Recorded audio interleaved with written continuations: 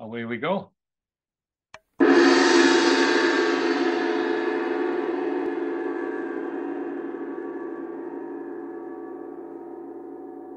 So the lightning path and my engagement with this has been primarily through the inspiration I've received from Dane Rudyard and Jose Arguelles in particular. There's many other influences, but these two men and their work really inspired me in the beginning in 1972 when I that was the year I hooked into both of them actually. And in terms of the work that I'm bringing forth as the lightning path, um, each of these men brought a particular component that is fundamental to that path. Arguelles introduced me to the Mandela principle and eventually to the whole of the Mayan cosmology. Dane Rudyard, bringing cyclicity back to astrology, and brought me into the whole lunation cycle knowledge and practice. And so with at one point, the part that I played in this lightning path synthesis is that I brought the two together. I brought the lunation cycle and the Mayan calendar together. And through my direct experience, I experienced a profound transformation in consciousness. And that path that was revealed through that transformation is what I've been continuing to develop ever since. So Rudyard, his legacy is vast. He almost single-handedly transformed astrology in the 20th century, from its archaic roots into something much more person-centered and up to date, we'll say. And based on his teachings, I've been able to understand more clearly this dance of the polarity of yin and yang, of light and dark, of sun and moon, and so on. Whatever terms we use, there's this fundamental polarized dynamic that is at the core of all existence, really. And it impacts our, philosophically, our outlook on life. And this quote from Rudyard, I think, is really central to his whole intention with his astrological work, his philosophical work, and so on. And the quote is this: "No basic conflict can be solved. It can only be transcended. By reaching a position in consciousness above the opposites, we may realize that both polarities are valid. Both have something essential to contribute. Both are essential participants in the counterpoint of life, not to be rejected, but to be understood, and through understanding, harmonized." So this quest for harmony is certainly in my heart, and I acknowledge Rudyard as probably my foremost mentor in this life. So introduced to his work in 1972 through the Lunation Cycle, that book, I was immediately inspired to start journaling. This was something I'd never done before in my life, but it just occurred to me that it would be a good practice to consciously attune my day-to-day life to the changing phases of the moon. And so I started a journaling practice at that time that continues up to the present. And this is a very rich resource for me. And I highly encourage other people. And I know that there are many, like there's Arthur Young, who brought the first commercial helicopter off the ground. Carl Jung, his Red Book especially is a magnificent period of journal keeping. All kinds of therapists are encouraging now people to spend the time to get your thoughts onto paper, get your um, questions to yourself. You know, it's a very personal thing, but it can be approached from many different vantages, and I highly recommend it. So I'm journaling my way through life from 1972 to 1986. And that's when I suddenly realized that this journaling serpent that I was riding was in fact had a mythological dimension to it. That there was this larger pattern of integration that was inherent in what I was doing. It was always there, but it took that one particular experience to have me realize that I could change levels. And that's really what happened to me on that March 3rd, 1986 day. Now, it was a very momentous time. At that time, we had Halley's Comet was swinging by. We had Voyager 2 flying by Uranus and beaming back images of the Earth. You know, things, this was entirely the frontier. We'd never seen these close-up images and so on before. So it was really an incredible time in the outer world. And in my inner world, likewise, I was going through this tremendous shift and alteration of psyche.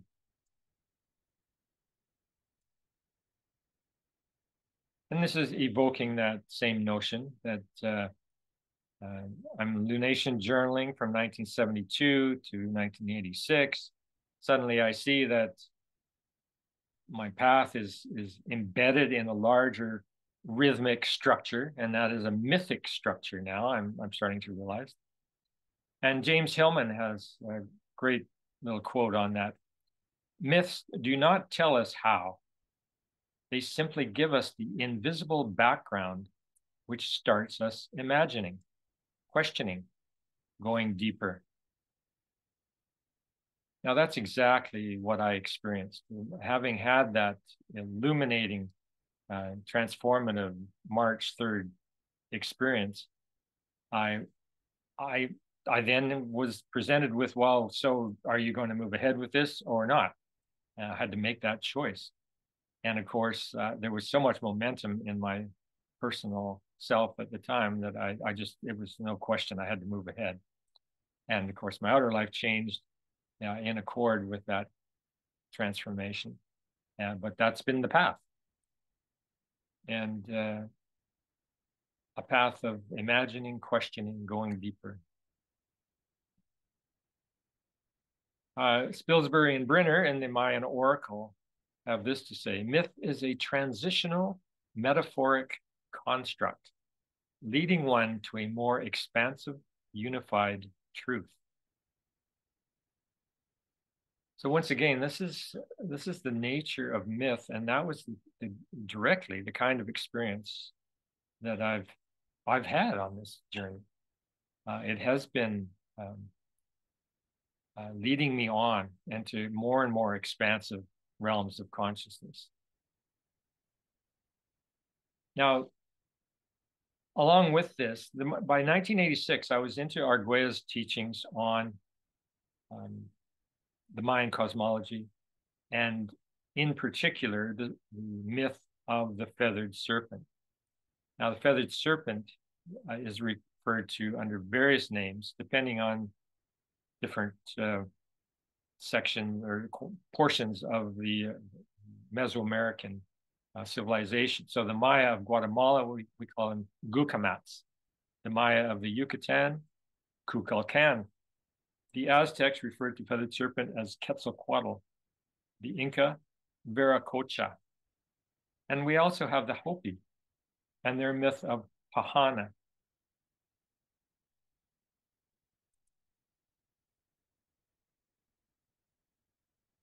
Now, Hunbat's men, who I had the great pleasure of bringing to Calgary way back when. In his book, Secrets of Mayan Science and Religion, he explains the meaning of the word Kukulkan, and thus gives us a whole sense of what this myth is all about. So Ku is sacred. God, is sacred, is God. Kul is coccyx, the base of the spine, where latent spiritual energy resides.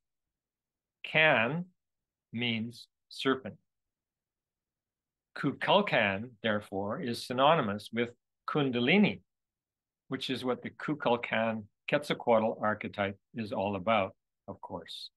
To be iconographically correct, however, the god Quetzalcoatl is not himself the feathered serpent, but the one who emerges from the serpent, just as the spirit emerges from the body through the top of the head, and the morning star emerges from the horizon.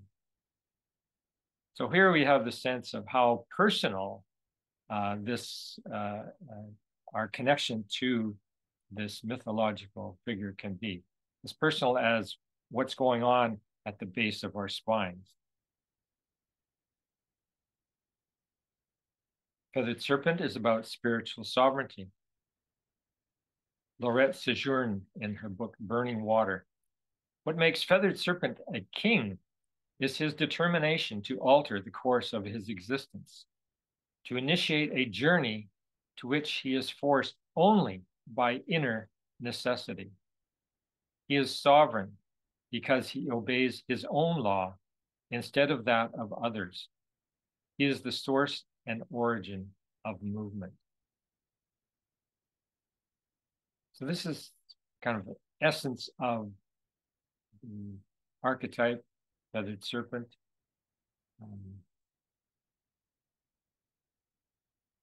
Very much the man, woman who individuate and become sovereign in their nature. So a book, The Flight of the Feathered Serpent by Peter Ballin. It's also a deck of cards and very richly illustrated by Mr. Ballin. And this is what he has to say about the Feathered Serpent. Feathered Serpent taught that human greatness grows out of awareness, that awareness is the source of all order, and that order flows from awareness when there is virtue. He taught that self-understanding flowered in the human mind, and its fruits were love and joy. He taught that love was the source of all technique. He raised craft, that is, operating in the natural world, to the level of communion with the divine.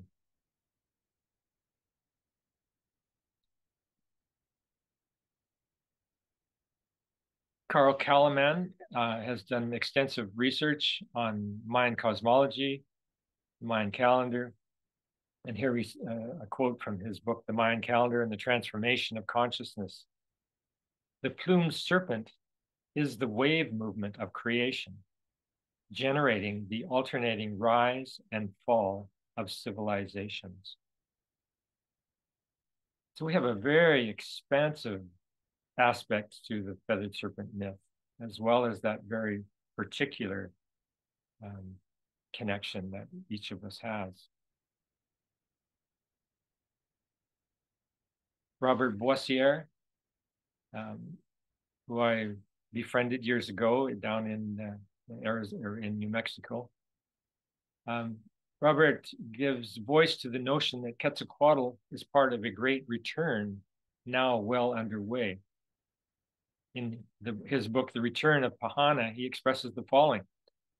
In my view, part of the return of Pahana, or the Christ, or Quetzalcoatl, in these critical times is the return of an earthly cycle that will incorporate the qualities mankind needs most: faith, compassion, and love, instead of greed, selfishness, and illegitimate profit. This will be a cycle that operates on principles that have characterized the great spiritual teachers of all time: Looking back, humans will have only to see the destruction created by the previous cycle to gather their energies to move ahead. The message of the return is here, now, revealed in the content of everyday life. It is perhaps cloudy at the moment, but still it waits to be urged forward through the presence of a returning archetype that will redirect the efforts that have been consumed in so many wrong choices and have led to such despair.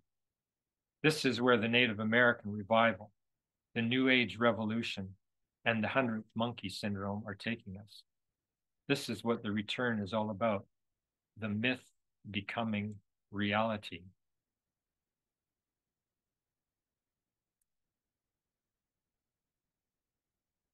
John Major Jenkins, an independent researcher, became quite prominent. He's now passed away, but became quite prominent in the Mayan cosmological world. I highly recommend his books if you want to get the larger picture on the whole shebang.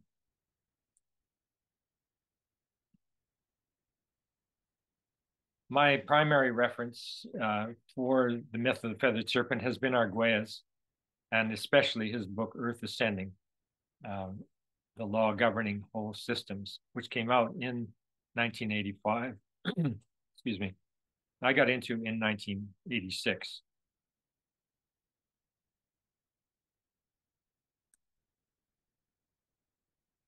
So synchronicity has and continues to play a big role in this lightning path journey. And when we look to Carl Jung, who is one of the major proponents of the synchronicity principle, we'll say, he termed it an acausal connecting principle. Synchronicity could be understood as an ordering system by means of which similar things coincide without there being any apparent cause. So as we have experienced, well, and this was my experience, okay, having become familiar with the Mayan Tzolk'in calendar, the sacred calendar, the 20 hieroglyphs and the 13 numbers. I was aware of all of the glyphs, and in particular, this glyph Etznab showed up for me when I saw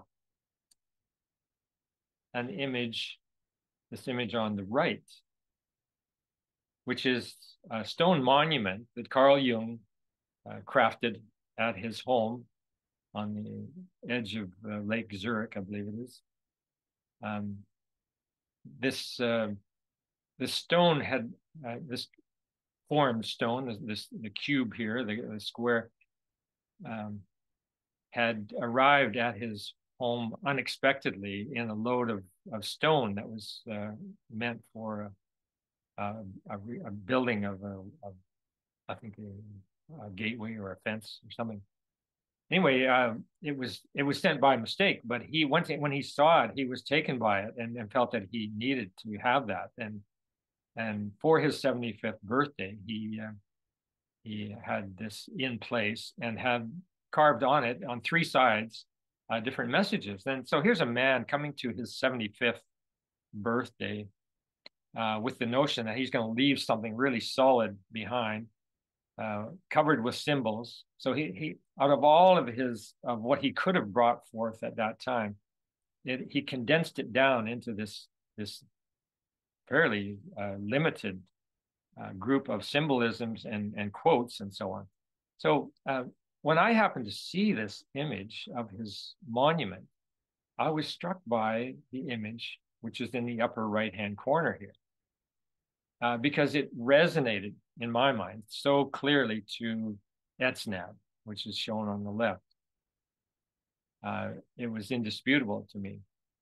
But what did that mean? Where do we go with that? Well, I've been pulling on that thread of synchronicity ever since. And lo and behold, things are revealed in their own good time. I love this little saying, synchronicities are indicators that you're on the right path. And that's really what I feel as well. So according to the lightning path, Carl Jung was born on July 26, 1875, during a 12-ish moon cycle in the Temple of the Cosmic Gateway, which is what we are just now exiting. Coincidentally, I discovered this fact 147 years later during a 12-ish moon cycle. And this coincidence spurred me on to deeper exploration of Jung's legacy, especially as it relates to the lightning path.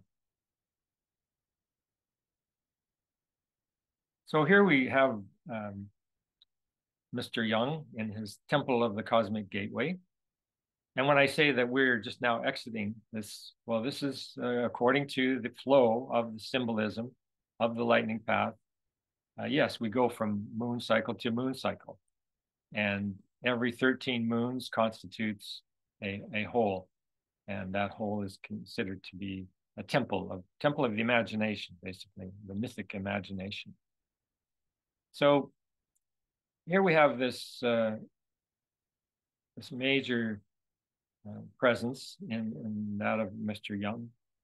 And it's like his spirit has entered the room and is part of the conversation. And his artistry has been something that is new for me. I had read Jung many years ago, but I'd never gotten into his paintings. Like so many others, they only came forth in reproductions of what he called the Red Book. So we have this painting from Mr. Jung coming at a time when, or into my awareness, when we have embodied this hieroglyph men in the moon cycle journey. So we have 13 men, and we have this painting from Carl Jung, which to me it just speaks of that whole sense of what 13 men is about. Universal movement combined with the eagle, the planetary mind. And so as an exemplar of the Temple of the Cosmic Gateway, we have Mr. Jung.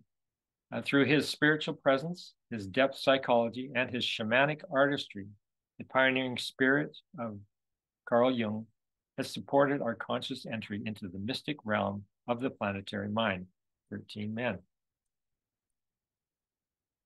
And looking to the Mayan Oracle for keywords: planetary mind, hope, commitment, compassionate service, global consciousness, dreams and visions, belief in oneself. So the myth is bringing us sector by sector into the realm of qualities. And they are there to nourish us to the extent that we're open to receiving.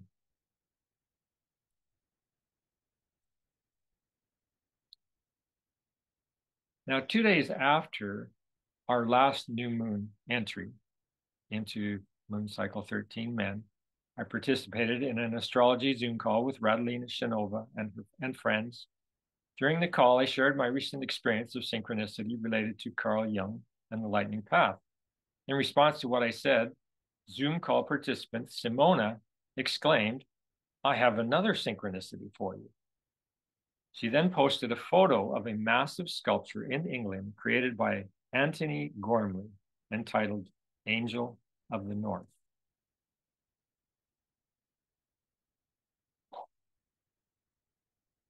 Now, I don't know what your experience is of this synchronicity, but for me at the time, it was really dynamic. It was just bang on. And this sculpture, which is huge, so huge, I mean, it really speaks to the planetary realm. It embraces the whole sky there, and just the timing of its arrival in my life was, just spectacular. Now, I'm of the mind that Carl's still with us, and his essence is still pervading the field. This is an image that I created quite some time ago to kind of evoke the quality of Ik, which is the hieroglyphic, the seventh moon of the new lunar year that we're entering into. So, and it's called the temple, or I'm calling it anyway, the temple of the breath of spirit.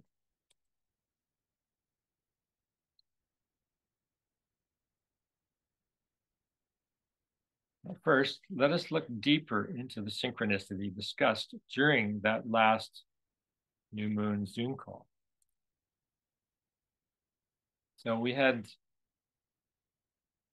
this little character at the center of one of the three images carved into Carl's stone. And it turns out, as I'm reading his book, Memories, Dreams, and Reflections, I came across his explanation for why he chose the text and so on, and more information about the whole monument.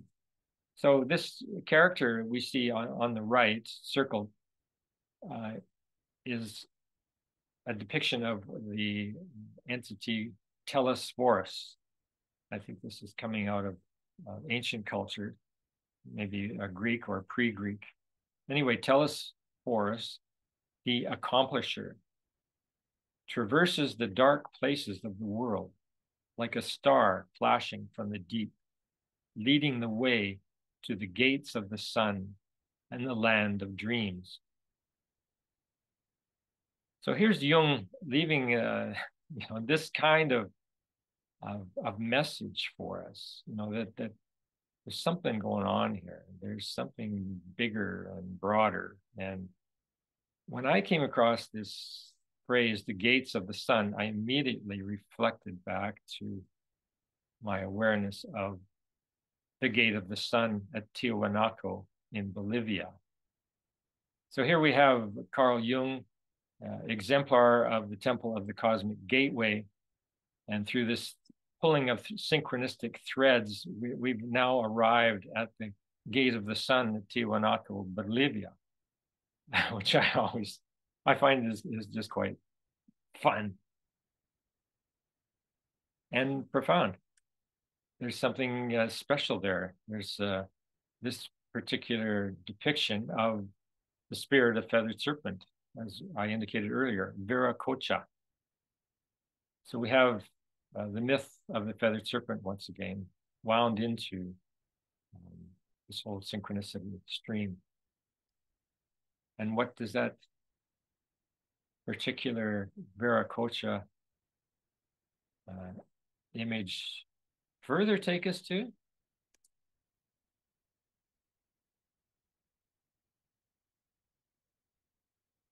Map 41 of Jose Arguelles' book, Earth Ascending, where he, as an exemplar of the temple that we are just now entering, the temple of the breath of spirit, he has consolidated this image as part of that whole Earth Ascending cosmological vision. And many more threads yet to be pulled here, I'm sure. But it gives you a sense of the kind of terrain that opens up when you start to activate your mythic imagination, just by paying attention to what shows up.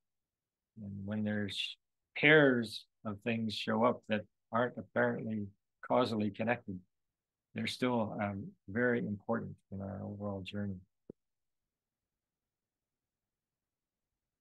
So this whole notion of the planetary mind comes to us through many different names: cosmic memory matrix, morphogenetic field, secular world brain, planetary mind,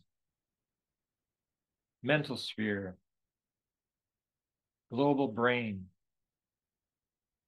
helium psychosphere, holonomic brain of Earth, and most commonly known as the noosphere. So we have these three men, these three white guys in the early 20th century, really brought forth this vision of a mental layer of the planet that humanity was participating in. And this notion is also, I think, at the root of Carl Jung's notion of the collective unconscious. There was, since that's early 20th century, we're into the early 21st. So this is all still very new in terms of humanity's journey on the planet. But there are trailblazers, and these are three of them. Arguelles is certainly one of them, and there are many more.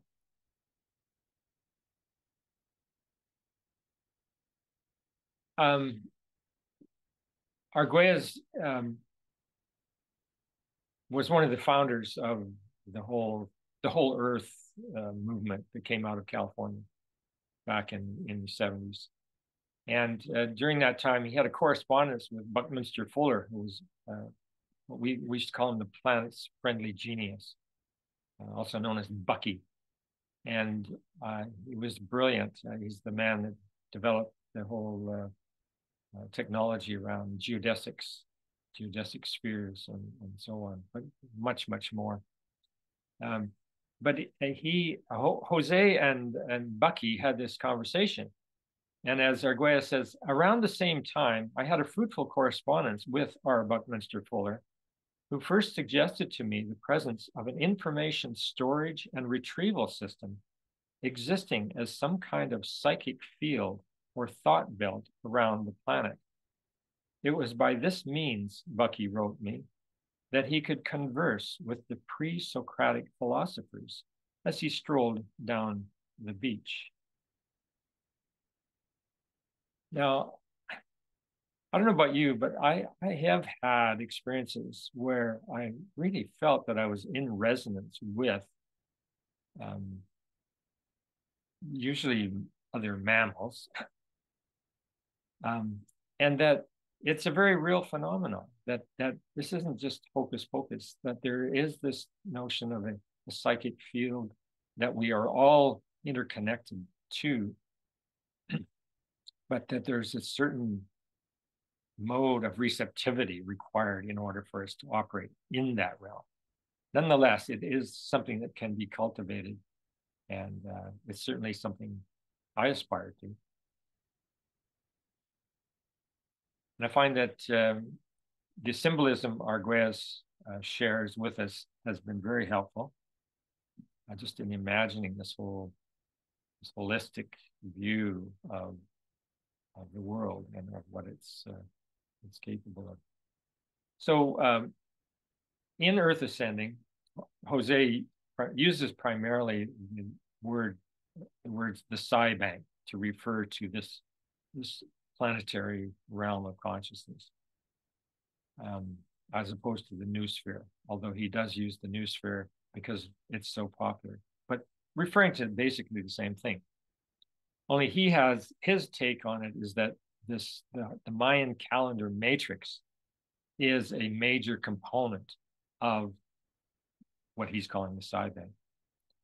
And as he says, the psi bank is the brain of the biosphere, the guiding force of the evolution of time and consciousness, governing the evolutionary stages of the biosphere.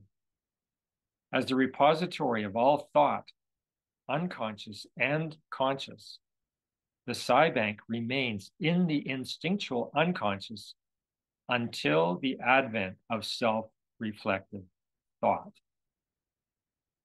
And that's where we come in. Each one of us as an individual engaged in self-reflective thought is manifesting the larger psi bank.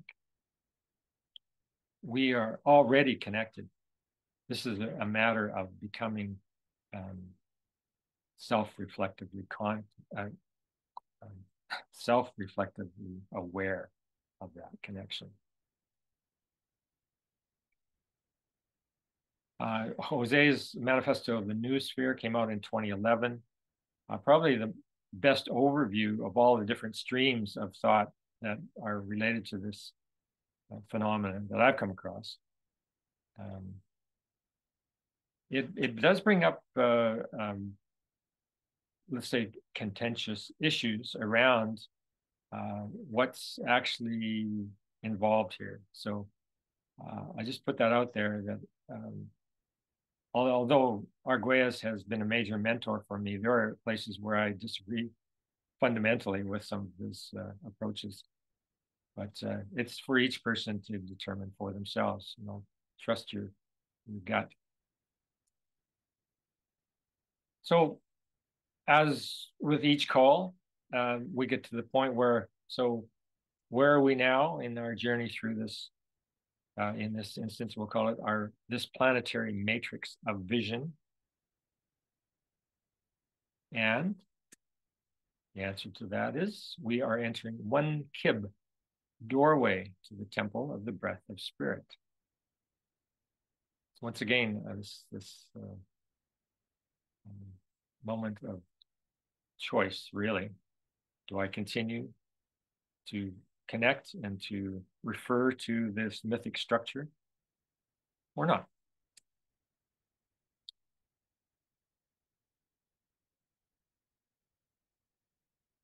So 13 men, one kib.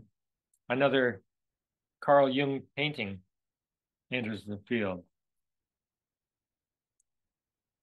The sphere in Mayan cosmology is that black circle. So we have this, I couldn't help but put these images together in the way that I've done. They just had a life of their own and wanted to converge. We have behind us, within us, this whole awareness of the planetary mind, and we're now embarking on a new stage in the journey, empowered by that realization. And as we move ahead with qualities associated with Kib, and also specifically number 1. So this whole series of 13 numbers that are used in the Mayan calendar,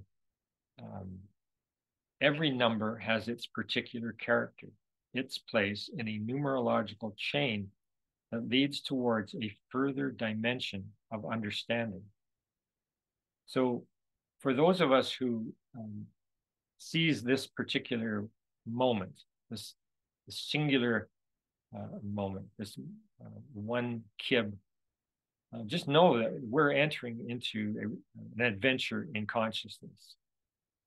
And we will, to the extent that we are open, to the extent that we are reflective, we will gain knowledge and perhaps wisdom from our encounter. And the encounter will get more and more complex as we move through the 13 stages. And that's the journey of the lightning path. Now, this image on the left, I discovered in a book of ancient Mesoamerican images. And I was just delighted. It was just such to me, there's something just very fundamentally happy about this image. And it's from the Olmecs, which is considered to be the mother culture of all Mesoamerican civilizations. So we're going way back. They're the culture that created these large stone heads that are found in many areas over towards eastern Mexico.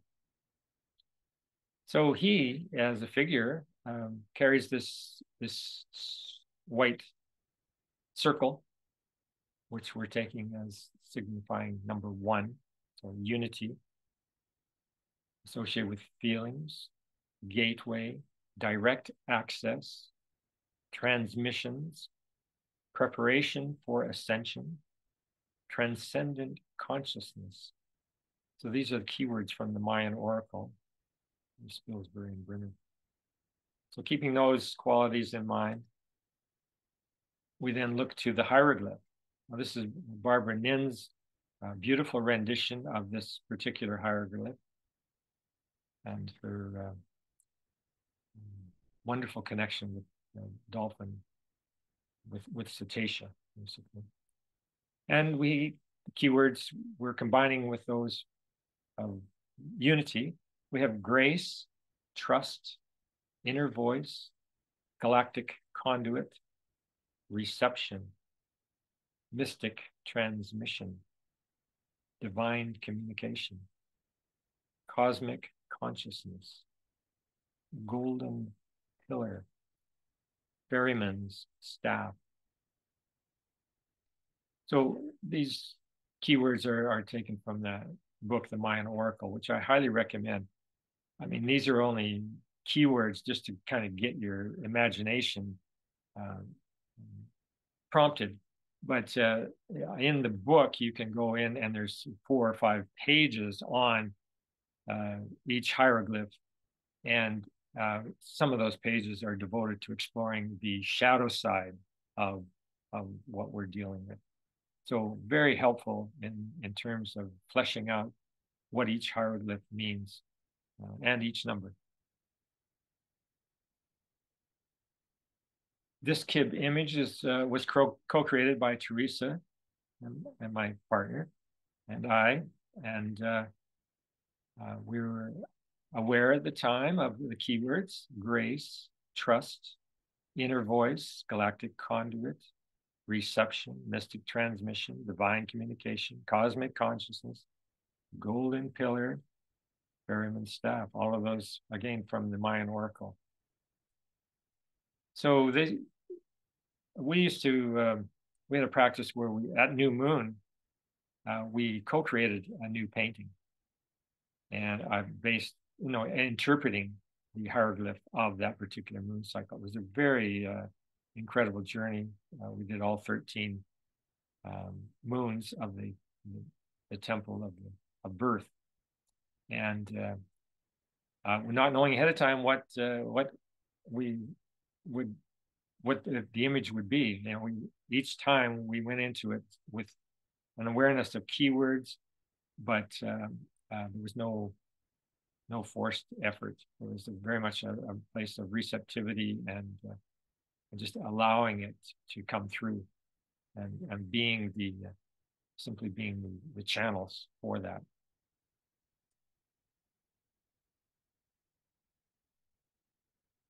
So just again, return to this whole, oh, we have a t-shirt now on our little guy. This is one reason I don't know, I've become very, it's a very endearing little image as far as I'm concerned. And he's kind of got us aware of this chakra journey, because that's really what it is. We're at number 1 right now. We're at the root chakra level of this journey. And if we are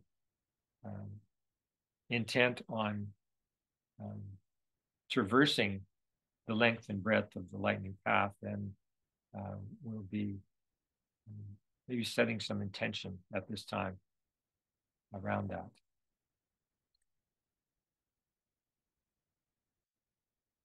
So the larger view of this upcoming lunar year, this is the full array of symbols. And we're just now at that very beginning point.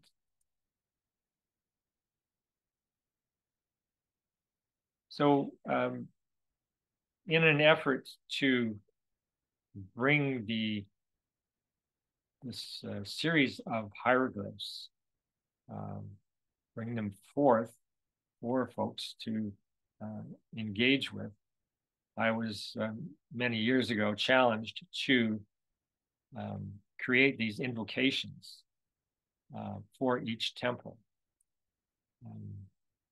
And the one that I've created for this particular temple is this: the Temple of the Breath of Spirit, an invocation of sovereignty. I'm a galactic conduit in communication with the divine. I am in resonance with the earth. I'm a spiritual warrior in the hall of mirrors. I define the lightning path of ascension and release. Centered in cosmic consciousness, I see the source of life as myself. Inspiration from unseen forces empowers my spirit. Dreams carry me deep into the mystery of my soul. That soul is alive with the pulse of cosmic potential. Passionately, I seek to manifest that potential. I surrender my will to the will of the Creator.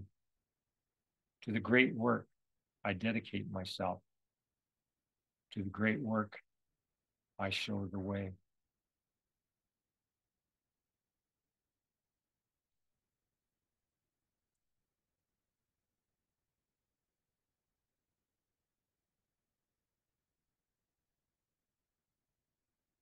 So some of you may be familiar with, oh, before that, yes. This is my sense of where we're at with the spread of this notion of the lightning path and what it actually is. It does seem to be a path of connectedness whereby individual humans, each in their own sovereignty, commune in this feathered serpent myth of eternal return, this return of all the things that we wish to manifest in this world in terms of peace, love, harmony.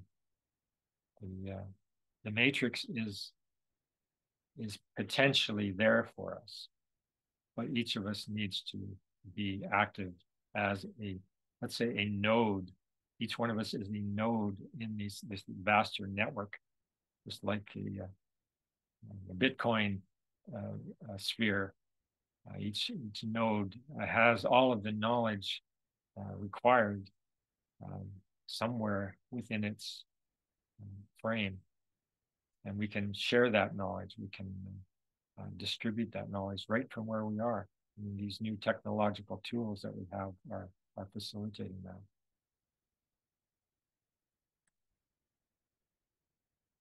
So Barbara Hand Clow, has written many books, astrological books generally, but this book, Awakening the Planetary Mind, is particularly relevant to our quest here right now. And as it's subtitled, Beyond the Trauma of the Past to a New Era of Creativity.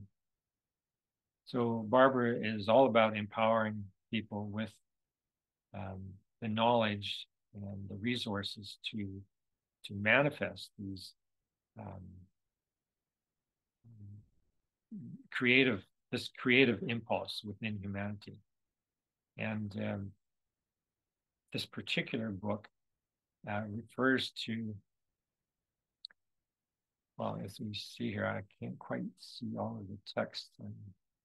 Well, she talks about, since the cataclysm, the 4 seasons, the whole notion of seasons has come into being, she says, on the basis of a comet impact that set the world on edge, like actually shifted these polar axis, so that we now have a tilting axis. That's what we live in, the era of the tilted axis, and that there was an era prior to that was much more harmonious and kind of the golden age image anyway. So with that possible cosmology in mind, we embrace her teaching, where as she says, indigenous teachers have instructed people in this art. So that's the art of as she indicates above, using the spiral structure of this tilted axis, using that in a conscious way. And so it's an art, as she says. I've instructed people in this art for more than 10,000 years, as I do today. It is simple. The new season begins with the spring equinox north of the equator. And this is all reversed for people living south of the equator, where spring begins in September. With spring's arrival, we carefully select 3 things we want to create, and we imprint them in our consciousness. And then we get right to work. During summer, we intentionally deepen these creations, and during fall, we balance our creations with everything else in our lives. During winter, we go into deep contemplation about the meaning of our work in the whole world. Then it all begins again in the spring. If you adopt this practice, you will be co-creating with the divine, the new way to work in the new world. Meanwhile, in the middle of seasonal manifestation, we can use the new moon each month to plant a new seed that grows through the full moon and then wanes before the next new moon. If you adopt this process, man or woman, you will be a birthing human, creating life on earth.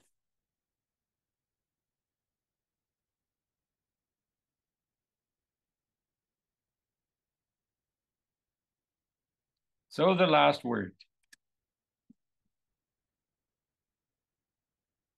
We go to Mr. Rumi.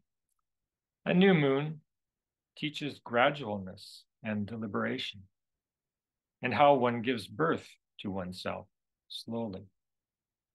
Patience with small details makes perfect a large work, like the universe.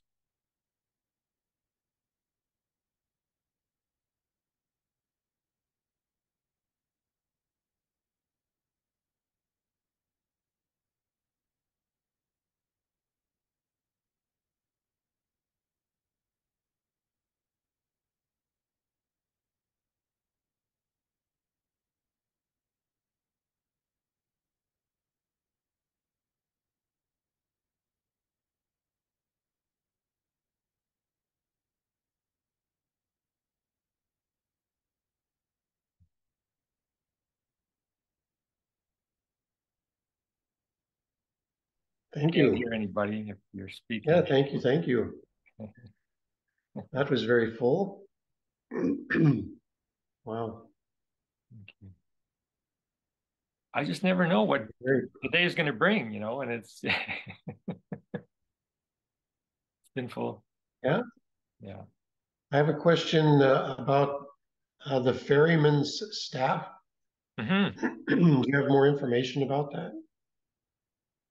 You know, I think about it myself and try to wrap my head around that. I think back to Siddhartha, Hermann Hesse's Siddhartha, and his encounter with the ferryman, and how, I mean, the ferryman brings us from one world to another, in a sense. Okay. And, you know, that's kind of where I go with it. Okay, I'm just feeling the synchronicity.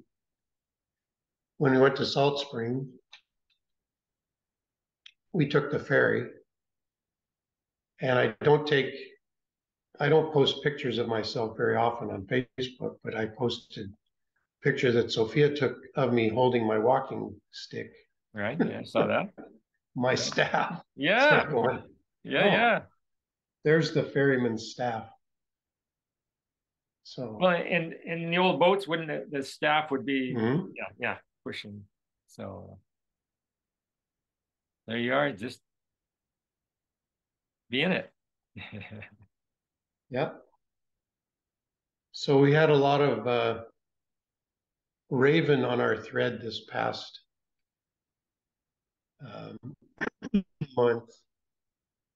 From the Dancing Raven to, we went out to Rath Trevor Park, and Sophia and I kind of had a magical encounter with a raven. We stopped and just looked out to the water, and Raven just landed right in front of us and just started talking to us, Nice. just squawking away, talking, and we're standing listening. And then he flies off. And then as he leaves, about 5 or 6 sea lions working their way north just start coming out of the water. Nice. And so we really felt connected with that. That was I'm doing a writing course, Solace in Nature, and I was finding solace in that moment. And then I see where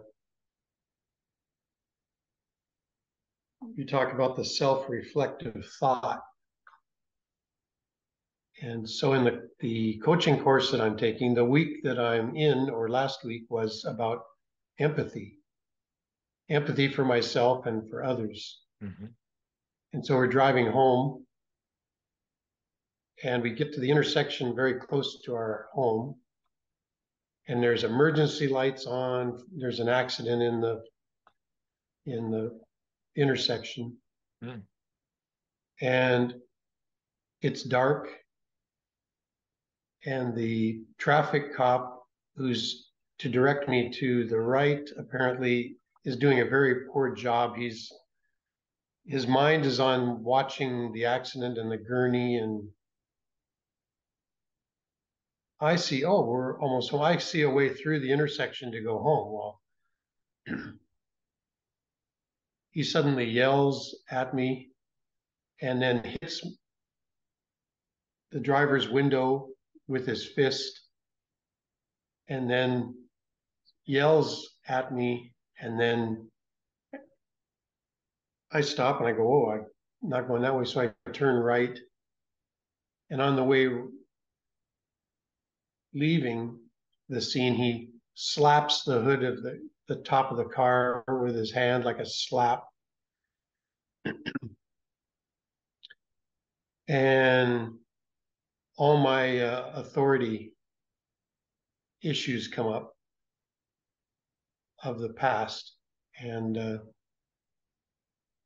but it didn't last long. Like I learned the empathy for myself, the empathy for this, seeing him as a child and his fear and the stress, the enormous stress that he was under. Mm-hmm. And so it just really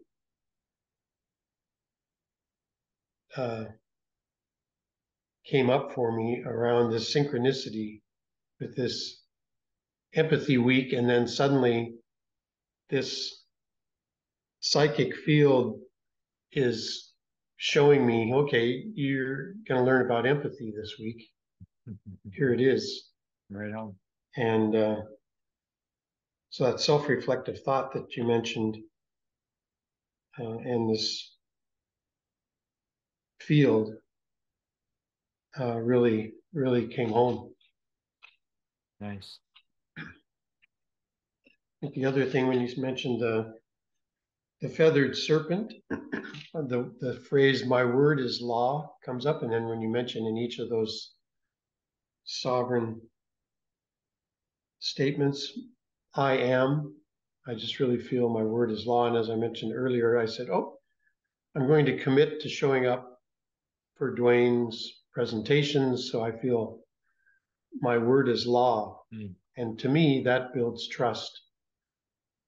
So that was very confirming for me. Right. Then I know you mentioned 1972 to 1986.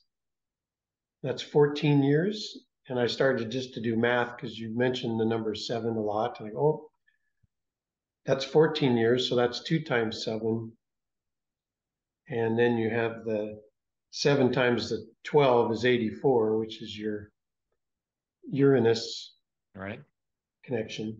And then we were talking about all of us in the 70s hitting 70, that 10 times 7.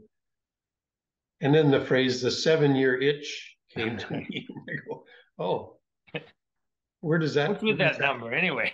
Where does that statement come from? Yeah. And I find that sometimes holds true that, oh, it's the 7-year itch. What am I going to do? And then the last statement you're mentioning, or she's mentioning, you know, well, what are 3 things you want to create? now I have an opportunity at 70. What are those three things? Right on. That's what came up for me for today. Fantastic.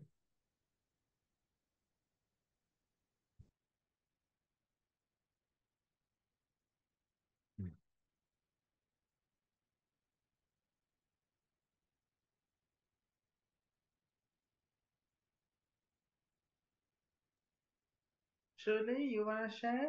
Shirley? Sure, I thought maybe you would like to go ahead, but yeah, okay. There's just so many things that came up through your presentation today. I guess I'll start with saying that earlier this morning, I went on to your website to look through it. And I've been on before, and every time I've been before, I have been totally confused and not able to find and maneuver my way around at all. But this morning when I went on, everything was perfectly clear as a bell, and I was able to find what I was looking for and move through the site. It was really easy. Although I must say one of the links did not work. But I'm going, okay, what was that change? I've been going through a lot of awareness changes the last while. And so I'm going to put it down to that as I'm ready to see more and hear more and grow more, then it becomes easier for me to find things that are speaking to me and easier for me to understand them. So yeah, I'm glad you have your work out there. It's really cool. I'm quite intrigued by all the temples and things. Your presentation today was awesome. The artwork is amazing. How you explain things is like really, really good. I'm really drawn to that little man in the center of of the block of that little figure. I'm still trying to figure out what it's speaking to me, but it definitely touches me deep in my soul, and I'll find out why one of these days. And I like that you have sharing where you find your information and what inspires you and who inspires you, because I'm starting to get a list of all kinds of things now that I'm eager to read about and learn about. And the thing about the planetary mind, I remember when COVID first started, there was a group of us as animal communicators that sat down and gathered on a Zoom call and said, okay, let's talk. Let's see if we can speak with this virus and see what it has to say. And one of the things during that call that I experienced was the picture of the earth, and you have all these connections and lines going around it. That is how the virus presented to me. This is me, the virus, over this earth. Here are the places where I am. Here are the places I'm reaching out to. And it was just like it was a little cloud above. And it really spoke about, yeah, we are destroying the barriers between our species. And yes, there will be more and more as crossover, and all this virus is doing as it's what we call a diva soul, which is the overall soul of the species, is saying all we want to do is evolve. We need food and nourishment so that we can all evolve to another level and another level. That is our soul. And that is why we have taken the chance of jumping barriers to find more food, because we're losing out on our food bases. The more species that disappear, the less food we have, the less opportunity we have for growth. And so we will continue here in your species now until we have reached our evolutionary goal. And from that, we will move onward, and there will be others that will come with us. But it was that picture of the spread. So when I see that planetary mind kind of thing, going, oh yes, well, that's what happened. Yeah, very much for me, that's very, very real. It's really there. And we're doing some of the work with the animal communication with other species. We use that. I use that when I'm talking to somebody that I have to. And that was our original language, which we no longer, we're all capable of. Absolutely. We just have forgotten to use it. So that kind of reminded me of that. I wanted to share that planetary mind thing. And also, I guess the other part of the planetary mind is that as I live a positive world, the planet needs, then, and I think we've said this in art class too, Sophia, as each one of us does our best and puts out positive energy and lives, that's our best way of raising our vibration and raising, hoping and building on change for our world. So yeah, where we go one, there we go all. Absolutely. Yeah. And Barbara Hans Chloe, it's kind of interesting when she talks about the seasons, because I do seasonal decorations, and I've come through to the seasonal aspects of change, and that through two ways, through North American Native tradition that I was involved with, and also through the pagan path. So they come together, and there's more emphasis on the moon. And as I'm learning more about that emphasis, I'm really realizing that the new moon is as important or more important than the full moon. I used to celebrate full moons only. Now I celebrate both. And the knowledge that, yes, and the new moon is when you plant your seeds, and the full moon is the reaping of what you've done.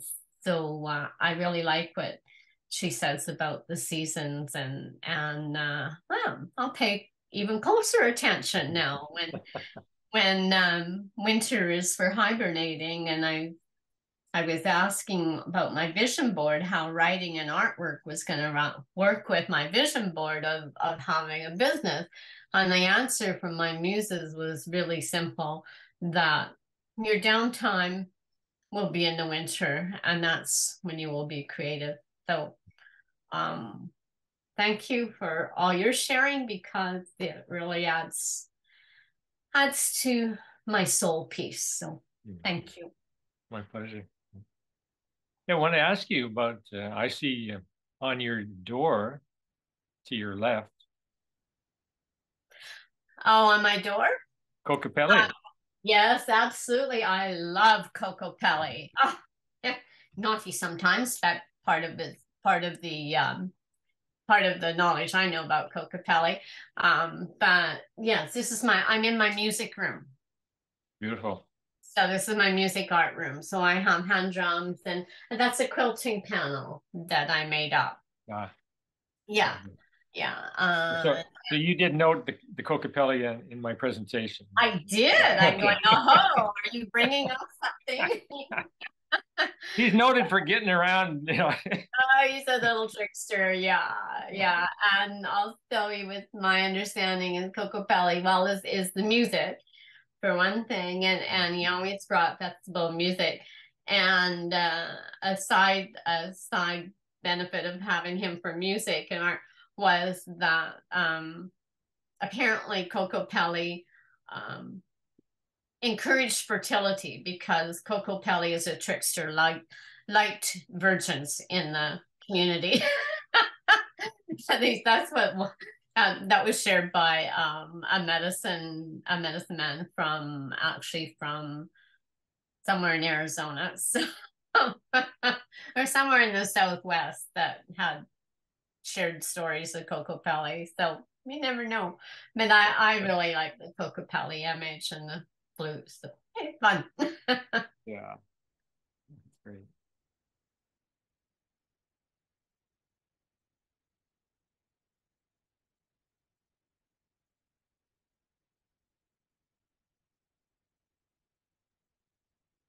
I am in awe. I'm just in awe. AWE. Aw. Oh, I'm in awe. And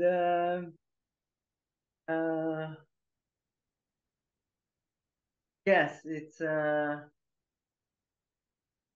I feel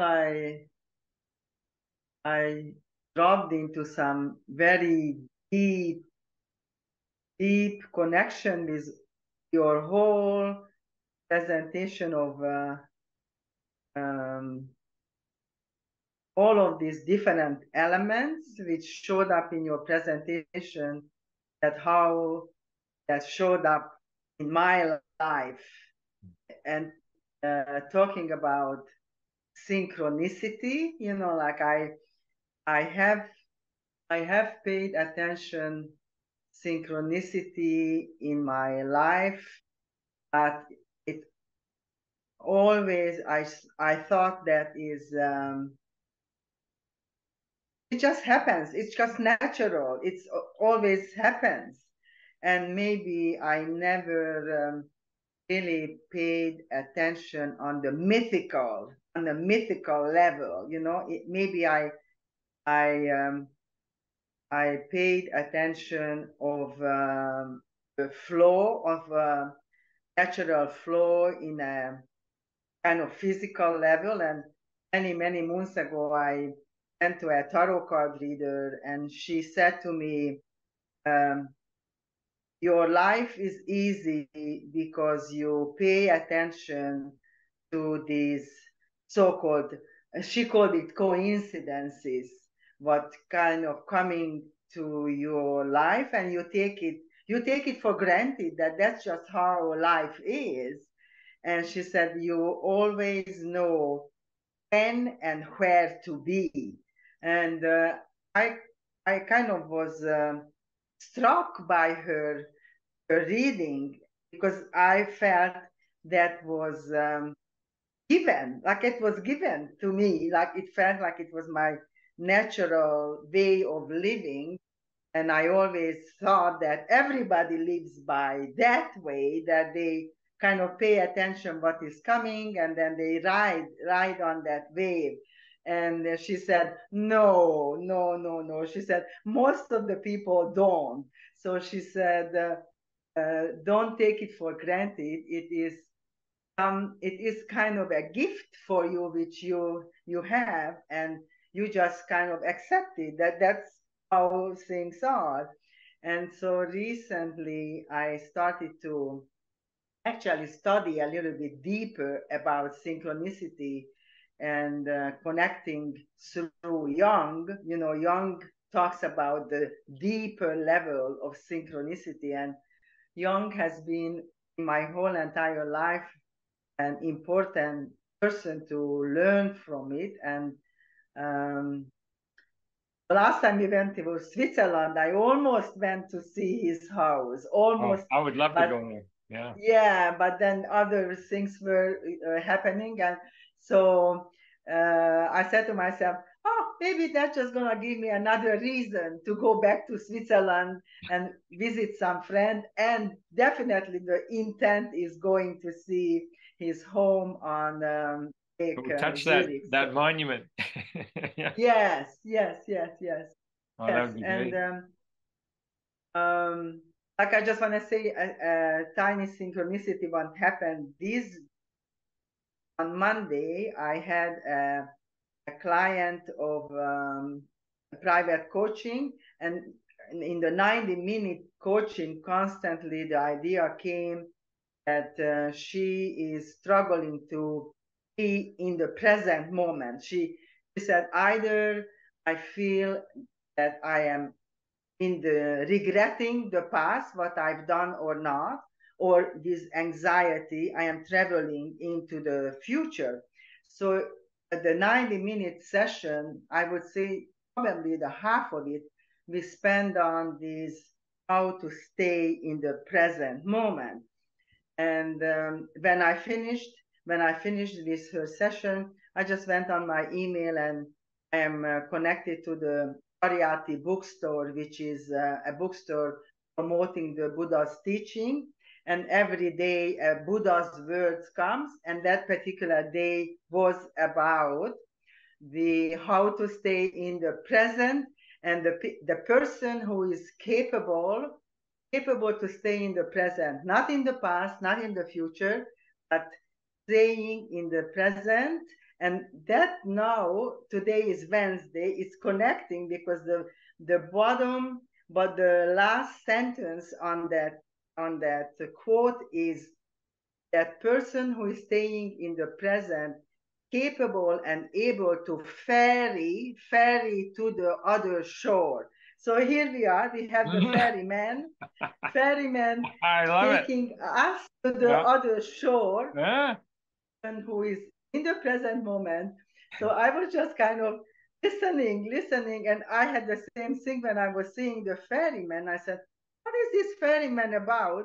And it came back, I said, oh yeah, in that quote was that the ferryman is taking us to the other shore, that is the present moment. And I said, what else about this ferryman? So I had to kind of smile when Steve said, do you know more about the ferryman? So I am just, that's the reason I say I'm in awe, because in this whole presentation what transpired and how that relates 1 day ago or 2 days ago to this ferryman going to the other shore. So it's just talking about the magic and the myth and the depth of synchronicity. Mm-hmm. Good. Thank you for that. Mm-hmm. Yeah, thank you. Yeah, and thank you for sharing about your writing your journal as a practice. I know that you have a 3-ring binder and many 3-ring binders, and I say to myself, suddenly I noticed that I was traveling to the past with a little bit of regret, because I have been writing in my entire life, and I have different notes here and there all over. So for a moment, I felt regretful, saying, oh, I wish I did have a 3-ring binder and papers like in 72, and I would have a big body of notes.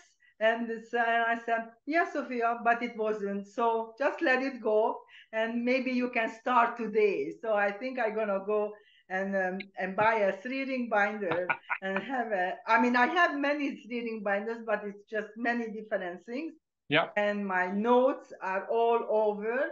So I think you inspired me. You inspired me to have journal practice in a three ring binder.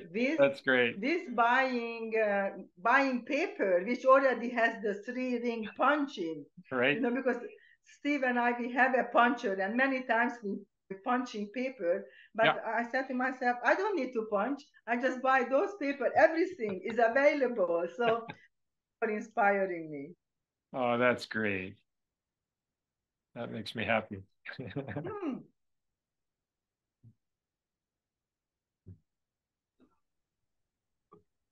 Yeah, this animal communication. Just yesterday in my writing class, finding solace in nature, the whole topic was about, different people felt like they were talking to the animals. Yeah. But the level in the class was, this sounds weird, or what will people think? I'm out talking to animals, but that was the level. But it was all happening yesterday. Yeah. That's what it was, and I held back a little bit, going, when we were looking at with the raven, at one point a seal popped up, and I started waving to it, just hello, so you can acknowledge someone is joining you here, right? And but yeah, this whole animal communication now just shows up the next day after I'm in a group kind of struggling with, oh, shall I talk to animals? That would be almost be weird. So it was quite amazing, Shirley, sharing this animal communication. And oh, we see it, yeah, with all the dolphins and everything. It's just so amazing. So I'm Oh, certainly speaking of dolphins, that clip that you posted, which was just great. It had such a grand feeling to it, didn't it? Mm-hmm. Oh yeah. And then when you overlaid the music to it, Yeah. it fit perfectly. I contacted the gal and sent her my music, and she loved it. Oh, Yeah, she said of oh, all the response I got from from people thanking me for the posting, she said yours is my favorite. It gave her it extended it with the music into a whole new place. And, yeah, she was really wow. grateful. So that was fun. So So is it thank you. available? It's because Is it you posted it. available? What's that? Is it available to watch and hear it at the same time? Not that I'm aware of. Okay. No, but just as a further of the cetacean Mm-hmm. connection. Wow. Yeah, it fit perfectly. I'm continuing to make music along the cetacean connection, and wow, it's really taken me into some incredible places. It's so. For example, I've used a foghorn as my starting sound, and it's just like in the headphones. It's like you're there. You're either on a boat near the foghorn or you're on the land somewhere. And this foghorn just goes on and on. And then the challenge was to bring music into that place. And I'm just so empowered by the whole dolphin. The urging us to be playful and to just do it for the joy. Because that's been another struggle for me. Like there's an old part of me that comes in and wants to get this out there, and really into promotion mode and blah blah. And then I just kind of come back from that and say, no, that's not what it's about. It's this personal journey, and it's about you enjoying, creating joy, for yourself and for others. Whoever comes in will come in naturally to it. And so yeah, it's been an interesting side, to the whole human dolphin connection. That's great because when it got foggy here, we can hear the foghorn and the ferry from the ferry some evenings, and it's just far enough away where it's not bothersome. Right on. But it's just very beautiful to hear. Yeah. That there's kind of a guidance through the foghorn. Oh yeah. Through the something fog. very soothing about a foghorn. Mm-hmm. I camped out on Chesterman Beach years ago with the foghorn going there, and it's just magical. If there's one thing that takes me back to remembering my dad, that was the one sound he would make, like when we were in a swimming pool together.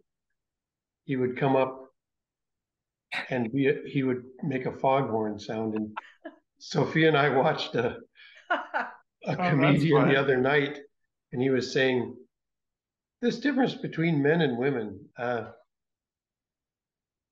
Men make these sounds like they'll do, and when they talk, but you don't hear a woman suddenly start imitating a sound of something. It was quite funny to watch. Right. The comedians share that. But this foghorn takes me back to my dad in the pool. Oh, right. Swimming, he would swim up and then he'd just go, he'd make the sound, and he did it quite well. Oh, that's great. That's quite fun.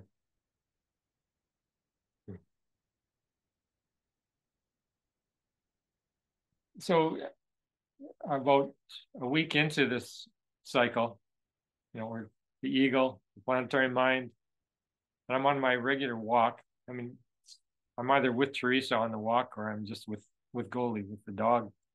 And this day I was on my own, and I got to a certain section of the trail along the river where the mountain is to my right and up, and then the river's on the left, and there's this and trees, and then this zone. Well, suddenly this golden eagle came into that zone and just around and around. I mean, I was absolutely transfixed, and I realized I didn't have my camera. This was like, this is all for you, boy. Just take it in. And I'm telling you, he just soared right in that spot. And it just took me. I was just so grateful for those encounters. Totally, you can't script it. You just got to be there. I always like it when I'm out or when I'm driving and I see Grandfather Eagle come along, because I always get a sense of, okay, you're on the right path, and I'm here to pat you on the back. You just lift you up. Just keep coming along. You're going in the right direction. Right on. Right That's what I on. do say. So Steve, all your people in your group about talking to animals and that, and yeah, people sometimes think you're crazy about it, but I talk to my two here all the time. We live cooperatively and make decisions for our day about what's going to happen and that, and even sharing their stuff. But that was when I first started taking the classes for animal communication, it was something that was really impactful. It was like, okay, do I let people think I'm crazy? Do I say anything because I know what the response is going to be? Or, it was like that gateway, yes or no. And I just went, I'm going through this because we used to speak all of one language in this world. And there's lots of references to when we broke into many languages. But we used to all talk together, and why not? I mean, there's lots for animals to tell us. So I just kind of went, well, they can consider me a crazy lady or whatever they want to call me. I really don't care anymore. Good for you. And the same with talking to the Raven was having a good chat with you. He was actually making sure you knew something important was coming along, and along comes the seal. And it's just a simple thing, and it took me back to there was a movie, I don't remember how many decades ago now. It was about Dr. Dolittle. Do you know anything about that movie? Yeah, Talk to the Animals. That was one of the songs that was very popular at the time. So Dr. Dolittle, Talk to the Animals. And I went, that's my model. I'm just going to talk to the animals and call myself a Dr. Dolittle. So all the communication we do with them, whether it whales and the music and everything, it's all messages. It's all to help us grow. They're just here to help us grow. So right on. Keep it up.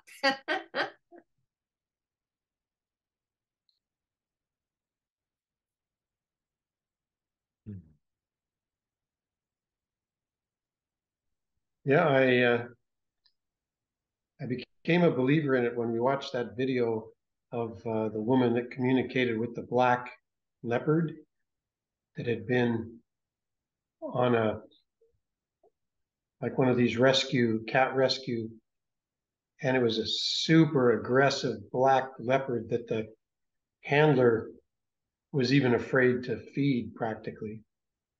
And this woman came to their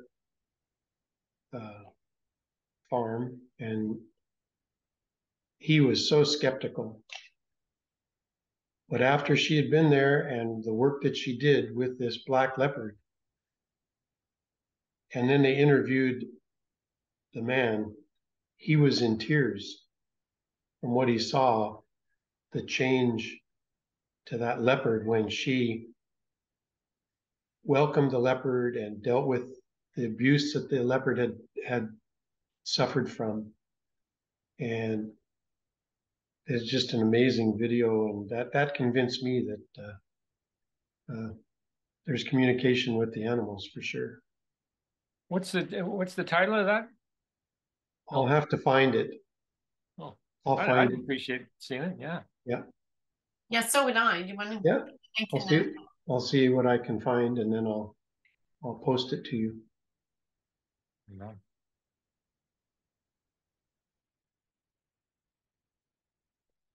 I think it was on YouTube, isn't that, Steve? Was it on YouTube? Wasn't that TED Talk? It was a YouTube. Yeah, I don't know if it was through.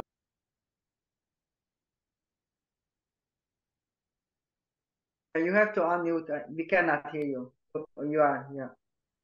Yeah, I'm trying to keep it muted because I have your voice in the background. So, yeah, I'll find it. I think it was on YouTube. I'll check there first.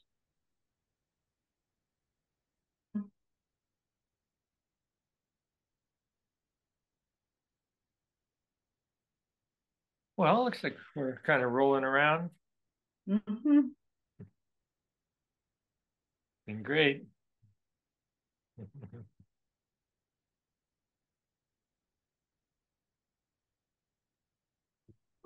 Yeah.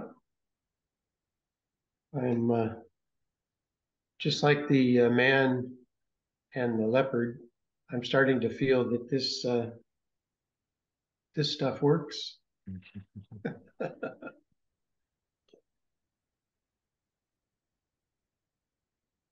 Yeah, it was very wonderful presentation. Outside the box. Mm-hmm. Yeah. Yeah, I just saw on YouTube, it says the woman who can talk to animals. So maybe try that. I think that's what she is. It's called real. Yeah, I think this is the woman from South Africa. Yeah, that she was a South African lady. So it is called The Woman Can Talk to Animals. That's the title of the video, and it's on YouTube. Yeah. Great. Thank you.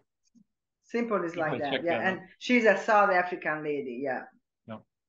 Yeah, that's the one. Great. Very good. That was easy. Synchronicity. Magic of our machines. Good for you. Yeah. Yeah. Thank you. Yeah. Thank you. And have a wonderful month. And I'm very happy to hear that you have a self-sufficient garden of your food. When you were telling us, I said, I know if you don't have food, where to drive. Yeah, so that's good to know that people around us have food and shelter and wonderful environment. You know, when I hear that you're going skiing, you know, it brings back always memories. And yeah, it's I am I am kind of cheering for Shirley. She is thinking maybe moving. Yes, Shirley is still an idea that you're moving to Vernon. I'm sorry, Sophie, what was that? That you are thinking to moving to British Columbia, correct? Yes, I'm still weighing up everything between the two provinces. I still miss BC, even though I've been away for nearly 30 years. Mm-hmm. But yeah, I would like to be out there in this spring and sooner. And I looking for a place that has at least hills. I prefer mountains and water.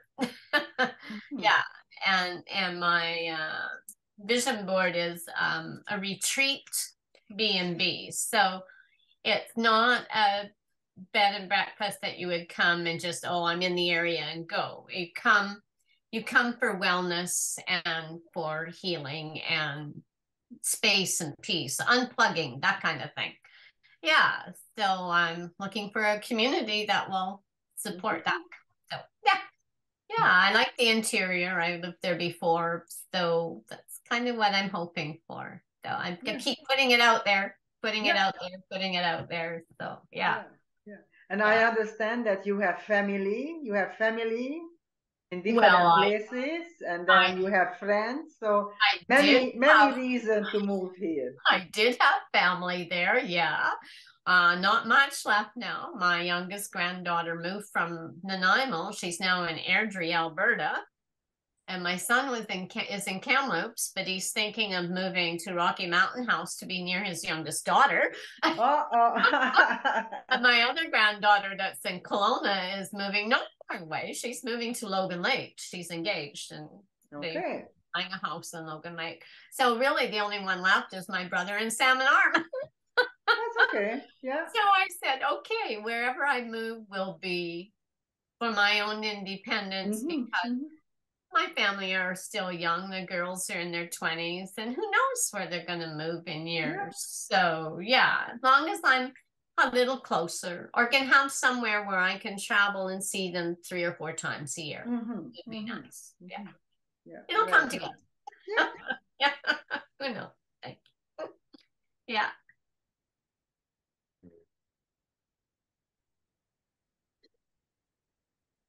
Thank you, thank you, thank you. Have a wonderful month.